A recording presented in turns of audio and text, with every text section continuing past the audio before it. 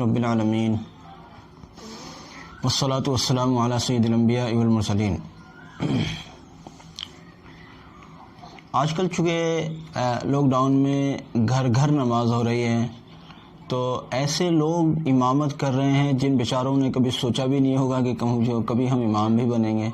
اب ایسے لوگوں کی ذمہ داری ہو گئی ہے کہ اپنے اپنے کنبوں کو آپ خود نماز پڑھائیں، تو ان سے کئی بار ایسی غلطیاں سرزد ہوتی ہیں جو کہنے میں بہت چھوٹی چھوٹی ہوتی ہیں، لیکن وہ بیچارے علم نہ ہونے کی وجہ سے الجھ کر رہ جاتے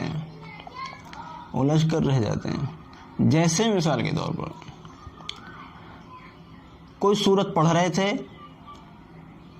سورہ کے پڑھتے پڑھتے بھول ہو گئی، کوئی آیت چھوٹ گئی، کسی آیت کو 2 بار پڑھ دیا، اور آگے چل کر اب وہ یوں الجھ کر رہ گئے کہ اب میں کیا کروں۔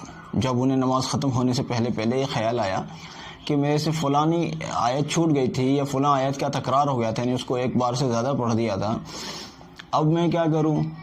تو بس ایک ہی ہتھیار سمجھ آتا ہے ان بیچاروں کو کہ چلو میں سجدہ سہو کر لوں۔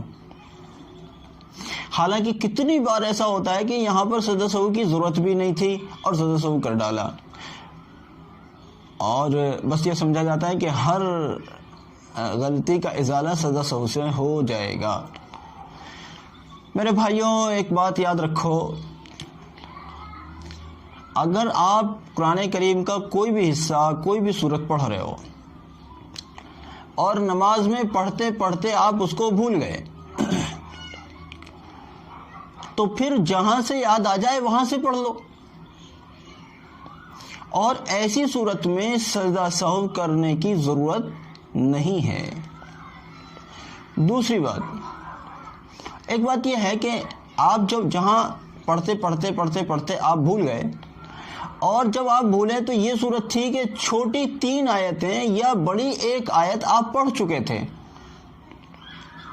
اب آپ بھولے ہیں، تو اس کی بھی کوئی ضرورت نہیں کہ جہاں سے یاد آیا وہاں پڑھے۔ ہاں، اگر آپ رکعت کو اور لمبا کرنا چاہتے ہیں تو بھلے جہاں سے یاد آئے وہاں سے پڑھ لو، لیکن اتنا آپ نے پڑھ لیا ہے کہ رکعت پوری ہو سکے۔ اس صورت میں اب آپ رکوع بھی کر سکتے ہیں، اس لیے کوئی مسئلہ نہیں، اور اس صورت میں کوئی سجدہ سہو کرنے کی ضرورت نہیں ہے۔ اب رہ گئی 1 آیت کو کئی بار پڑھنا۔ قرآن کے تو پڑھنے کا طریقہ ہی یہ ہے کہ ہم قرآن کو مزہ لے لے کر پڑھیں، بار بار ریپیٹ کر کے پڑھیں۔ وہ تو ہمارے بے پڑھے لکھے لوگ جن کو ہم معمور کرتے ہیں امامتوں پر، ان بیچاروں نے علم تو سیکھا نہیں ہوتا، اب بس ہم سمجھتے ہیں کہ یہ تو حافظ صاحب ہیں، یہ تو قاری صاحب ہیں، یہ تو پتہ نہیں کتنے بڑے علامہ صاحب ہیں۔ ہوتا ان کے پاس پلے کچھ نہیں ہے، ہوتا علم کی لائن سے کچھ نہیں ہوتا، بس حفظ قرآن کر لیا، وہ بھی یاد ہے نہیں ہے۔ قاری صاحب ہو گئے تو قاری صاحب تو ماشاءاللہ، بس میں نہیں کہنا چاہتا یہاں قاری صاحب کس کو کہتے ہیں، تو اب ان کے پاس علم ہوتا نہیں ہے بیچاروں کے۔ اب وہ تو یہ ہے کہ بس تو چل میں آیا اور 1 آیت ختم اور اگلی شروع اور اگلی ختم اور اگلی شروع، ان کا تو کام ہی ہے۔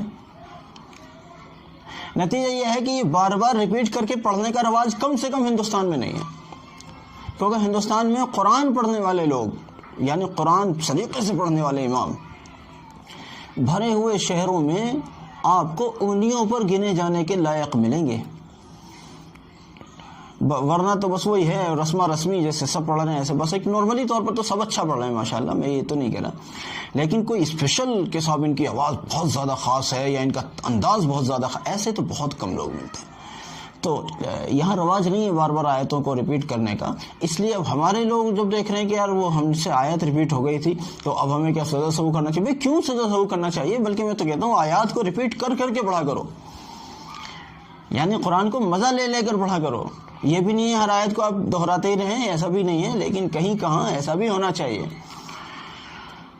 اب ایک اور سوال ہوتا ہے کہ جی سورہ فاتحہ 2 بار پڑھ دی تھی، بھول گئے، ہمیں پتہ ہی نہیں چلا، سورہ فاتحہ 2 بار پڑھ دی، اب سجدہ سہو کرنا ہوگا۔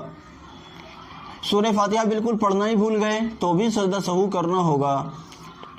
اگر جن نمازوں میں زور کی آواز سے یعنی بلند آواز سے قرآن پڑھنا تھا، سورہ فاتحہ اور سورت کو زور سے پڑھنا تھا، ان نمازوں کے اندر آہستہ پڑھ دیا تو بھی سجدہ سہو کرنا ہوگا.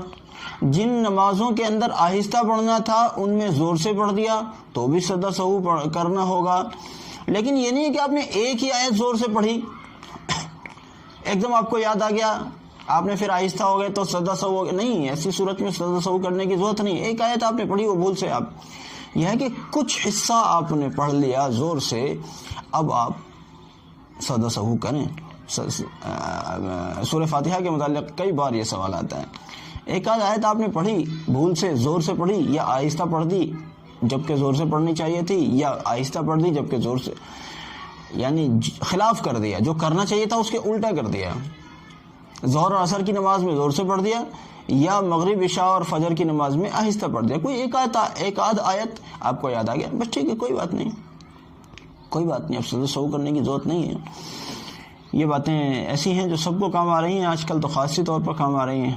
تو ان باتوں کو ذرا سب تک پہنچا دیا کریں. اللہ آپ کو جزائے خیر دے.